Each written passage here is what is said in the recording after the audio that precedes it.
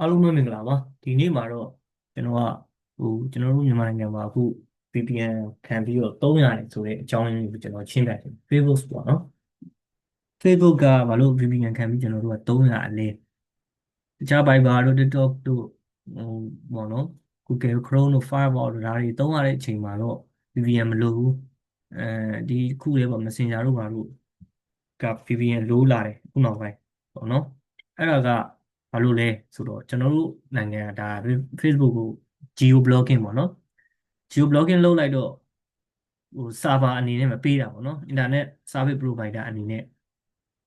VPN geo blocking လုပ်ပေးလိုက်တာပေါ့ဒီ application ကိုနိုင်ငံမှာသုံးခွင့်မရှိဘူးဆိုတဲ့အဓိပ္ပာယ်အဲ့တော့အရင်အခုသုံးတဲ့ပုံစံအတိုင်းဆိုရင်ဒါ internet ကိုကျွန်တော်တို့က ISP အနေကျွန်တော်တို့ဖုန်းနေတယ်ကို direct ချိတ်ပေးအဲ့နောက်ပိုင်းကျတော့ VPN မလိုတဲ့ application တွေတုံး VPN လိုလာတာဖြစ်တဲ့အတွက်ကျွန်တော်တို့ VPN server နေပြန်ပြီးတော့ VPN ခံရတယ်အဲ့တော့ VPN software တွေကျွန်တော်တို့သုံးကြတယ်ဒီလေးလုံးတို့ဒါဟိုတန်တာတို့ပြီးတော့ Node တို့ Express တို့ပြီးရင်အများကြီးပေါ့နော် Siphon တို့သုံးကြတဲ့အချိန်မှာ VPN client တစ်ခုကိုထပ်ခံရတဲ့အတွက် VPN က internet ကိုအရင်ကနှောင့်နှေးသွားသေးတယ်အဲ့ဒီအကြောင်းအရင်းကိုကျွန်တော်ရှင်းပြပေးမယ် VPN ဆိုတာကတော့အဓိကတော့ virtual private network ပေါ့နော်သူကဘယ်လိုလဲဆိုတော့ encryption ပါတယ်အဲ့တော့ VPN ကဥပမာမြန်မာနိုင်ငံမှာဒီ Facebook ကို geo blocking လုပ်ထားတဲ့အချိန်မှာကျွန်တော်တို့ကတခြားနိုင်ငံရဲ့ server ကနေသုံးရတယ်အဲ့တော့ဒီ VPN ကကိုယ့်ရဲ့ IP address ပေါ့နော်ဥပမာမြန်မာနိုင်ငံမှာကျွန်တော်တို့ကပုံမှန်ဆိုရင်ဒီ Facebook သုံးတဲ့အခါဆိုရင်ဒီ router နဲ့ 192.168.0.1 နဲ့ကျွန်တော်တို့ကသုံးနေဆိုရင်ဒီ IP address ကို VPN server ကနေဖျောက်လိုက်တာပေါ့နော်အဲ့တော့ encryption ဆိုတဲ့သဘောတရားတော့ security လုံခြုံစေတယ်ပြီး IP MAC ခုနကကျွန်တော်ပြောတဲ့ဟာတွေမြန်မာနိုင်ငံရဲ့ internet လိပ်စာပေါ့ဒါဒီနိုင်ငံမှာမြန်မာနိုင်ငံမှာသုံးတာမဟုတ်တော့ဥပမာ VPN ဆိုရင်ကျွန်တော် VPN စပေါ်တော့ဆိုရင်ရှောက်ပြီးတော့ရွေးကြတယ်စင်ကာပူသွားမလားဂျာမနီနဲ့ချိန်ရမလား USA နဲ့ချိန်ရမလားတကယ်ကြတော့ကိုယ်နိုင်ငံနဲ့နီးတဲ့နေရာနဲ့ပဲချိတ်တင်တယ်ပေါ့နော်ဥပမာကျွန်တော်တို့နိုင်ငံထိုင်းလန်နဲ့နီးတယ်ဆိုထိုင်းလန်ရဲ့ VPN နဲ့ပဲချိတ်တင်တယ်ဥပမာ VPN သုံးတယ်ဆိုနိုင်ငံရွေးတယ်ဆိုရင် USA တို့တခြားဝေးတဲ့နေရာတွေသွားရွေးရင်ပို့ပြီးတော့ပေါ့အဲ့နိုင်ငံ server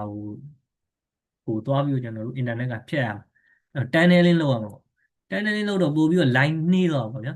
VPN line နှီးရတဲ့အကြောင်းရင်းအဲ့ဒါကြီးပေါ့ user တွေဘယ်လိုပြောမလဲအခမဲ့ VPN တွေကျွန်တော်တို့သုံးတယ်အခုဆိုရင်လက်ရှိအခမဲ့ VPN တွေမှာ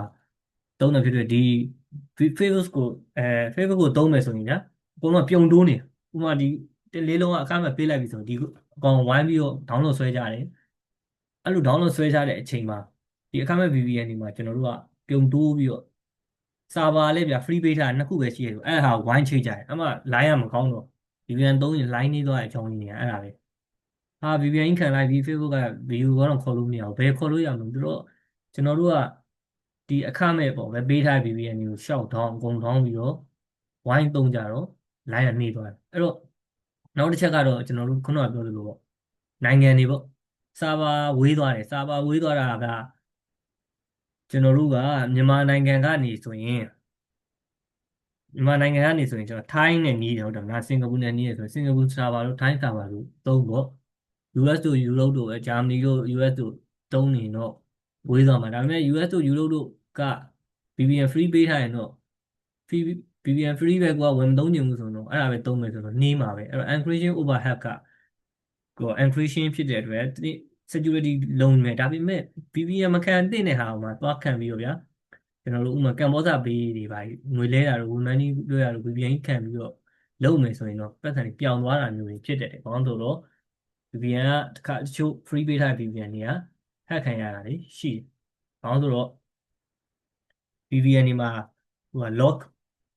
policy ပေါ့နော်။မှတ်တမ်းတင်ထားတဲ့ဟာတွေရှိတယ်ဆိုရင်အဲ့ဒီကိုကဥပမာ IP အတွက်ဒီ server နဲ့ဝင်ထားတယ်ဒီ USA server နဲ့ဝင်ထား USA server မှာ KB VPN မပိတ်မိဘူးဗျာ KB ထဲဝင်ပြီးတော့ပတ်စံလွှဲတယ်လွှဲတဲ့အချိန်မှာဒီကိုဝင်တဲ့ IP ကိုသူကမှတ်ထားတယ်မှတ်ထားပြီးတော့ဒါ hack လို့ရတယ်အဲ့မှာပတ်စံကြီးပြောင်းသွားတာရှိတယ် VPN အခန်းကောင်းပြီးတော့အဲ့တော့ VPN သုံးတဲ့ application ဆိုရင်တော့ကျွန်တော် Facebook သုံးပြီးအဲ့ဒီဟာကိုသုံးပြီးတော့ဖြတ်လိုက် VPN နှစ်မျိုးနှစ်စားရှိတယ်ဗျာcompulsory နဲ့အဲ့ဒီ voluntary ဆိုပြီးတော့ရှိတယ်အဲ့တော့ဒါကျွန်တော်အနေနဲ့ဒါမြန်မာနိုင်ငံမှာသုံးတဲ့ VPN ပေါ့နော်လက်ရှိဟိုပါပေါ့ကျွန်တော်တို့ဝယ်သုံးတယ်ဆို Express တို့ဒါ Nord တို့ဝယ်သုံးတဲ့နေ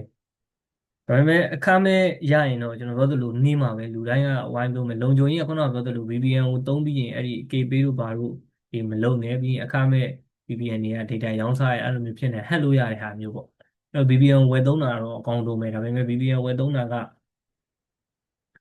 လူလဲဆိုတော့ကျွန်တော်တို့တက်လာမှာ VPN ဝယ်လို့ရတယ်9000ဒီကုတ်ကလေးချပေးတယ်ဆိုရင်9000လောက်နဲ့ဝယ်သုံးလိုက်ပေါ့အဲ့တော့အဲ့ဒါအဆင်ပြေမယ်အဲ့တော့ VPN ကဒါတော့တန်တယ်ပေါ့တကယ်ကြတော့ခုနကပြောသူတန်တယ်တွေကနေဖြတ်လာပြီး VPN server ကန်လိုက်တာဖြစ်တဲ့အတွက်ကျွန်တော်တို့ဒီသူများနိုင်ငံရဲ့ server IP နဲ့မလို့ဒီ geo blocking လုပ်တာ Facebook ကိုသုံးလို့ရတယ်ဒီတော့ဒါပေမဲ့ခုနကပြောသလိုကျွန်တော်ဒီမှာကျွန်တော်ရေးထားရှိတယ် VPN နှစ်မျိုးကြောင်းเนาะ VPN နှစ်မျိုးကြောင်းကိုဒီမှာရေးထားတယ်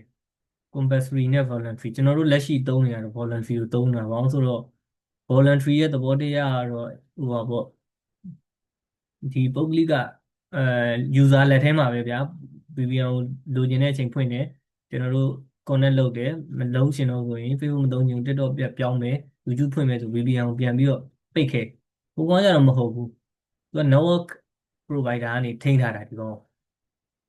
ဒီမှာသူ့အစောတည်းကကိုသူက network ထဲမှာကို VPN ပါထားပြီးသားကို user က VPN ကိုပိတ်လိုက်ဖွင့်လိုက်လုပ်လို့မရဘူးဒီရဲ့အတိတ်ပဲဒါကတော့ဟိုအများကြီးပေါ့နော် VPN မှာတေချာရှင်းပြမယ်ဆိုအများကြီးကျွန်တော်ဒီမှာစာရေးထားရှိတယ်ပြီးကျွန်တော်ရှိသေးတယ် VPN ရဲ့အမျိုးအစားတွေဒါဥပမာပေါ့နော် VPN compulsory နဲ့ voluntary VPN မျိုးစားရှိသေးတယ်ကျွန်တော်အပေါ်မှာရေးထား PE တို့ E တို့ CE တို့ဟိုပါဒါတွေကကမ္ဘောဇဘန်ကိုအကြောင်းပြပြီးပေါ့နော်ကမ္ဘောဇဘန်တစ်ခုကိုကျွန်တော် element အနေနဲ့ရေးထားတယ်အဲ့တော့ဒါတွေကိုနောက် VPN tutorial 2မှာကျွန်တော်ရှင်းပြပေးမယ်ကမ္ဘောဇဘန်ဝန်ထမ်းကမ္ဘောဇဘန်ဒီဘယ်လိုလုပ်လို့လဲဒီ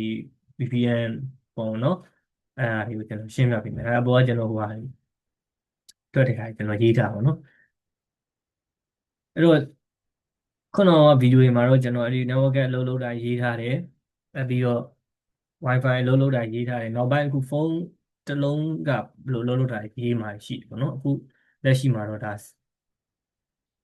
VPN ရဲ့ပေါ့နော်ဟိုက VPN device ၄မျိုးပေါ့နော် C ရှိမယ်အဲ့ကောင်က CE ရှိမယ် CE ဆိုတာကတော့ PE ရှိမယ် P ရှိမယ်၄ခုပေါ့နော်အဲ့၄ခုရဲ့တိစောက်ပုံတွေအဲ့မှာ MPNS VPN တိစောက်ထားတယ်ဒါကပါတယ် Telenor လား Ooredoo လား MITEL လားဒီတိစောက်ပုံတွေလည်းကျွန်တော် tutorial VPN tutorial 2ဆိုပြီးနောက်ပိုင်းမှာပေါ်ပြပေးမယ်ဒါကတော့အခုလက်ရှိကျွန်တော်မြန်မာနိုင်ငံမှာကြုံတွေ့နေရတဲ့ VPN service အခက်အခဲလေးတွေကိုကျွန်တော်ကရှင်းပြပေးတာဖြစ်တယ်လက်ရှိမှာအခု VPN ကိုဘယ်လိုသုံးရမလဲ VPN ကဘယ်လိုစိတ်ချတယ်စိတ်မချဘူးဆိုတာကိုအားလုံးသိသွားမယ်လို့ထင်ပါတယ်အဲ့တော့ VPN tutorial 2နောက်ထပ် VPN ပေါ့နော် Virtual Private Network tutorial 2မှာကျွန်တော်တို့ဆက်ပြီးတော့ဆုံးဖြတ်ကြအောင်ဒီနေ့ VPN tutorial 1ကတော့လောက်ပါအားလုံးကျေးဇူးတင်ပါတယ်